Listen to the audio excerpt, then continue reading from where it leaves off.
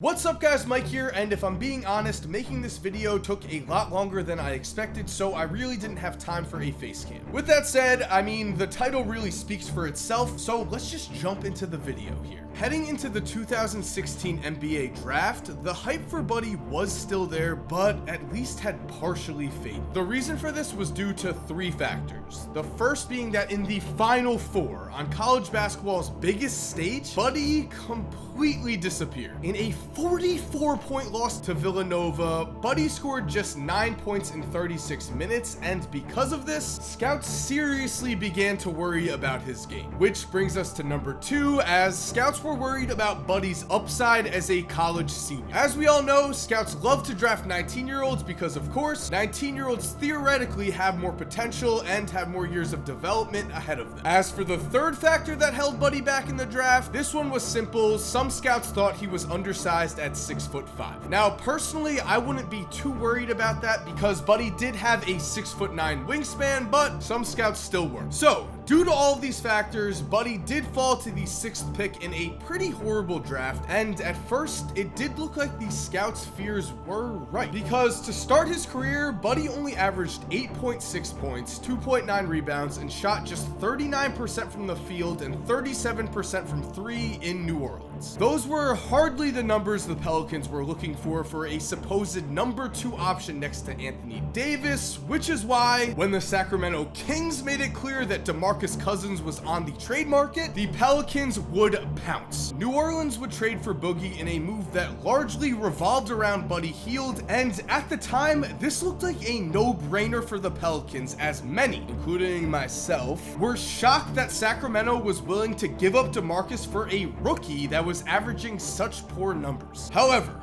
while most people doubted, again, including me, I'm sorry, Buddy, the Kings believed. Owner Vivek Ranadive made headlines when he said Buddy, quote, has Steph Curry potential. And Kings general manager Vlade Divac also boldly told everyone that doubted, I want to hear from these same people in 2 years. If I'm right, great. If I'm wrong, I'll step down. But if I go down, I'm going down my way. And to go even further here, to show you just how much the Sacramento Kings loved Buddy, 1, they made it well known that they had planned on drafting Buddy with the 8th pick if he was still available, and 2, after they failed to get him, Buddy has said Vivek came up to him during both of the Pelicans vs. Kings matchups in his rookie year and told him, we're still gonna get you, which is a little creepy, but does show the type of belief Sacramento had in Buddy. And the thing is, since becoming a King, Buddy Hield has begun to live up to these massive expectations. Now, I'm not saying he's playing at the same level as Steph or that he'll ever play at that level, but what I am saying though is that Buddy has truly began to show glimpses of all-star potential. This began in his very first game as a Sacramento King, when off the bench, Buddy looked like a new man when he poured in 16 points while grabbing 6 rebounds in a 16-point Sacramento win over the Denver Nuggets. From there, Buddy would increase his season stats tremendously, and he would finish the season with a much improved 15.1 points,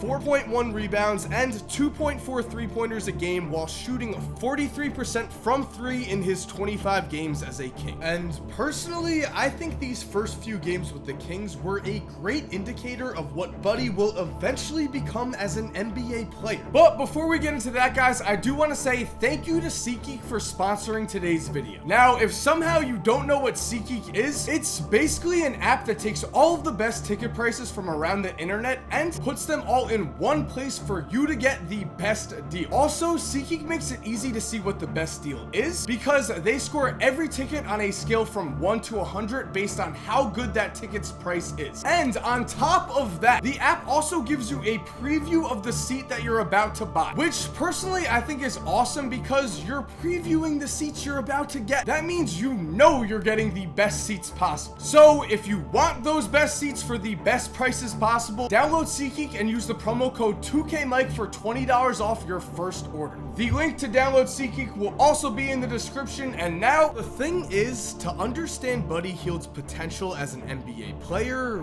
we have to go back to his college years. As during his time in Oklahoma, Buddy went from a freshman that averaged just 7.8 points per game while only shooting 24% from 3 to a senior that averaged 25 points per game while making 4 threes a night on 46% shooting from deep. Obviously, that is a drastic improvement, but when we look back at Buddy's career at Oklahoma, this improvement really should be no surprise. As his coach Lon Kruger remembers, people get to college and realize, oh, there's a hole in my game. But when they get to the gym, they work on what's comfortable and the things they do well.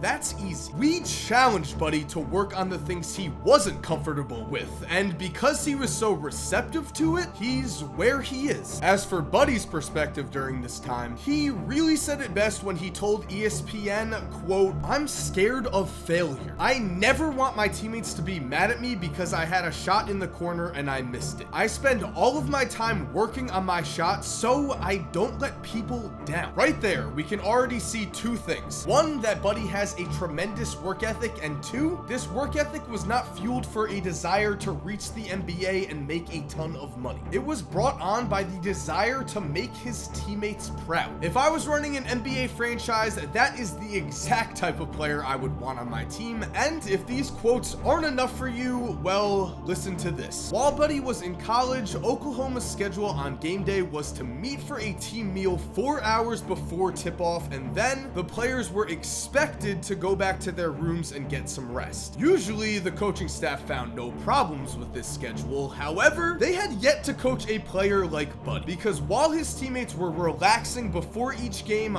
Buddy would sneak onto the court in order to get more work in on his shot. Eventually, he was caught and told to stop because the coaching staff thought he would tire himself out. However, with that in mind, Lon Kruger still said, quote, "I'm sure he still does it," while Buddy himself admitted that he never stopped, saying, "Oh yeah, I still do it, but only on home games. If I could do it on the road, I would, but the schools won't let me. They know about me. They aren't going to let me practice more." So let's put this into perspective. Headed into his first season at Oklahoma, Buddy Hield was an actual liability from the three-point line. Then 3 seasons later, the man was drafted number 6 overall due largely to the fact that he was a knockdown shooter from deep. And if you were waiting for it, here is where Kobe Bryant comes into the story. Because while watching him play for Oklahoma, Kobe took a special interest in Buddy. The two were seen talking after the Sooners beat Texas A&M, and when asked about Buddy, Kobe would say, "I like his swag on the court and the killer mentality he brings to the game. He's going to score a bucket on you no matter who is in front of him or whether it's 2 or 3 guys. He's going to find a way to get a bucket. I love that killer instinct he has." From there, Kobe would actually work out with Buddy that summer to help Buddy prepare for his rookie season, and it was during that workout that Kobe left Buddy with the perfect advice. As Buddy would say, quote, "Kobe told me it doesn't matter where you go, it matters more what you do when you get there. Just go there and work." Now to me, it almost seems like Kobe was predicting the future in a way, because as we know, Buddy Hield did struggle in New Orleans, but as long as he kept the advice of Kobe in his mind, he knew that despite what people were saying, his job was solely to work on becoming a better basketball player. Again, this quote really is strange because if you listen to what Buddy has said recently in interviews, he brings this quote up often as if to say, maybe most of you don't believe in me at this point, but Kobe Bryant does, and that's all I really need to know. This mindset is a huge reason why I'm optimistic about Buddy's NBA career going forward. Because at the end of the day, as we know, it really is a player's work ethic that becomes the difference from him developing into a future star as opposed to him becoming a disappointment. With that said, work ethic alone isn't the end-all be-all. A player still has to have a certain amount of natural talent, but here is why I think the narrative of Buddy Hield has become somewhat skewed in the last 2 seasons. Just think of this. When the Timberwolves finally pulled the trigger and traded away Jimmy Butler this season, NBA fans laughed at the fact that Minnesota basically gave away Lauri Markkanen, Zach LaVine, and Chris Dunn for only one season of Jimmy. That was perfectly understandable, but also leaves us with the question, why isn't anyone ripping into the Pelicans for trading away Buddy Hield for one season of DeMarcus Cousins? Personally, I think the reason for this is that nobody has been paying attention to Buddy Hield, and that no one seems to realize just how good Buddy has got it. Now, we'll get more into this season in a second because this year is where he's really turned a corner, but even last season on a Kings team that was clearly tanking, per 36 minutes, Buddy still averaged 19.2 points, 5.5 rebounds, and 3.1 threes per game while shooting 43% from deep. I'm using these per 36 minute numbers because for whatever reason, whether it was they were tanking or just bad coaching, Buddy only played around 25 minutes a game last year. Clearly, his numbers suggest he should have been playing more, and this season, while averaging around 30 minutes a game, again, the all-star potential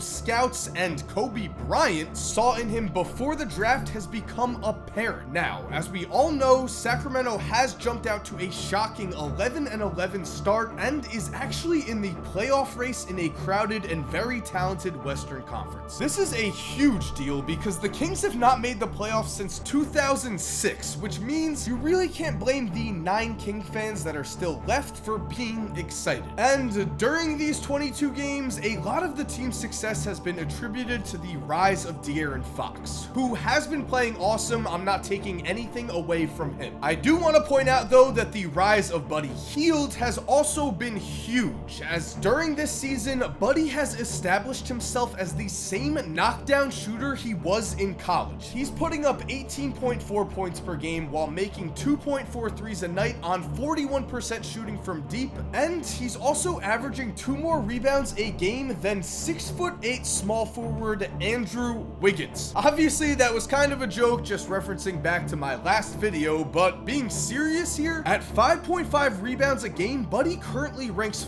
4th in the NBA among shooting guards in rebound. That is not bad for someone who is currently labeled as just a shooter and going back to his shooting. While Buddy's percentage from 3 has always been solid during his career, a stat that's harder to find, Buddy's mid-range shooting, has taken a noticeable leap this year and is a huge reason as to why he's developed into a better offensive player overall. Because in 2018, when shooting from 10 to 19 feet, Buddy shot just 41%, obviously not a great percentage to shoot from mid-range. However, this season from the same distance, Buddy is connecting on 52% of his shots, which just goes to show that his hard work is paying off. So again, when we factor in Buddy Hield's relentless desire to improve his game with the new promising core Sacramento has put together in De'Aaron Fox, Marvin Bagley, Willie Cauley-Stein, and Harry Giles, even Buddy's biggest doubters coming into the NBA have to admit that at the very least, it appears that Buddy Hield will establish himself as a potential solid starter on a playoff contender, and if he continues to develop as a player like he has done at every step of his career so far, there is a very real chance that he could become a multi-time all-star. And thank you guys for watching. I hope you enjoyed this video. If you're new to the channel or if you're a Buddy Hield fan, make sure to subscribe for more NBA videos like this, and if you're already subscribed to the channel, thank you so much for supporting. As always, you guys are awesome, we all know it, and have an awesome day. Cue that music. And if the music's playing, if you're still here, that hopefully means I've done something right. So here are 2 other videos I think you want to watch. They're on your screen right now. All you have to do is click them to watch. And again, have an awesome day and peace.